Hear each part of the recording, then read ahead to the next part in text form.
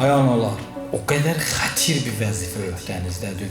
Bu məmləkətin hər şəxsi sənin əlin bəhrəsidir. Əgər analıq eləyə bilsən, de ki, behişt bunun ayağının altında. Kəbənin qapısından öpmək istəyirsən, ged ananın əlindən öp. Nə qədər xətir bir vəzifə öhdənizdədir. Övladlarınıza nisbətdir. Övlad canından ayrılan bir şey. Baxışın, yerişin, danışığın, rəftarın, hamısının övladıya təsiri var. Gərək diqqətli olasan. Analar övladlar yetişdiriblər aləmdə. Bir övlad yetişdirib aləmə dəyər. Həzrəti Zəhra məclisində bir Hüseyn becərib. Aləm hamısı aşıq. Bu Hüseyn kimdir ki, aləm hamı divanəsidir. Hüseyn yetişdirib. Ən gözəl ana nümunəsi Həzrəti Zəhra səlamullah əleyh. Bir Həsən yetişdirib, bir Zeynəb yetişdirib. Kərbəlada bir səhnə yaratdılar.